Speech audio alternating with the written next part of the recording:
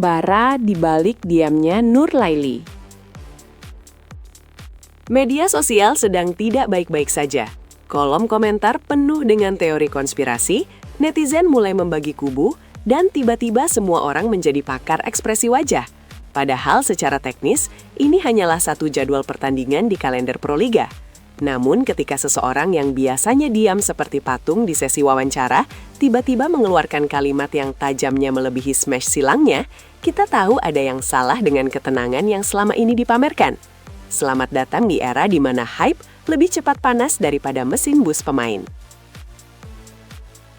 Mari kita bicara fakta di atas kertas. 16 Desember 2026 bukan sekadar tanggal merah di kalender para penggemar voli. Ini adalah hari di mana dua kutub besar, Pertamina Enduro dan Jakarta Livin Mandiri, akan saling berhadapan. Secara klasemen, keduanya sedang bertarung memperebutkan sejengkal tanah menuju puncak. Jakarta Livin Mandiri datang dengan aura kemapanan, pemain-pemain berpengalaman yang sudah tahu cara memanipulasi tempo. Di sisi lain, Pertamina Enduro adalah simbol kedisiplinan kolektif. Namun mereka punya kelemahan yang sering dibisikkan orang di lorong stadion. Mereka terlalu sopan. Mereka terlalu dingin dalam menanggapi provokasi. Hingga akhirnya, narasi itu dipatahkan oleh satu nama, Nur Laili. Semuanya dimulai di sebuah sore yang seharusnya membosankan setelah latihan tertutup. Nur Laili, sang outside hitter yang biasanya hanya memberikan jawaban diplomatis seperti "kami akan berusaha sebaik mungkin", tiba-tiba mengubah frekuensi bicaranya. Matanya tidak lagi menatap lantai, tapi langsung ke arah kamera. Ia melontarkan pernyataan yang membuat para wartawan lupa cara mencatat. Ia ingin membungkam tim yang dikapteni Yola Yuliana. Bukan sekedar menang, tapi membungkam. Kata itu punya berat yang berbeda. Itu bukan kata yang dipilih untuk strategi teknis. Itu adalah kata yang dipilih untuk mengakhiri sebuah perdebatan. Mengapa Nur Laili yang kalem bisa meledak? Logikanya sederhana, karena ada batas yang ditabrak. Di dalam olahraga tim, menyerang individu adalah hal biasa, tapi menyentuh keluarga adalah pemicu perang. Nur Laili akhirnya membuka kotak Pandora yang selama ini tertutup rapat. Ada kabar tentang sindiran-sindiran yang diarahkan kepada rekan setimnya, Megawati Hangestri. Megawati, sang bintang yang lebih memilih diam dan bekerja, dijadikan sasaran narasi di luar lapangan. Nur Laili melihat itu bukan sebagai dinamika kompetisi, melainkan sebagai gangguan terhadap stabilitas emosional timnya. Karena rekan setimnya diperlakukan tidak adil, maka Nur Laili merasa punya mandat moral untuk berdiri paling depan. Akibatnya, laga ini bukan lagi soal 3 poin, tapi soal validasi harga diri. Waktu menuju 16 Desember semakin menipis, dan opsi untuk mundur sudah tidak ada. Di pusat pelatihan Pertamina Enduro, atmosfer berubah total. Nur Laili yang biasanya tenang, kini tampil agresif dalam setiap sesi latihan. Smash yang ia lepaskan tidak lagi sekedar mencari poin, tapi seolah ingin menembus lantai lapangan. Dilema besar muncul bagi pelatih.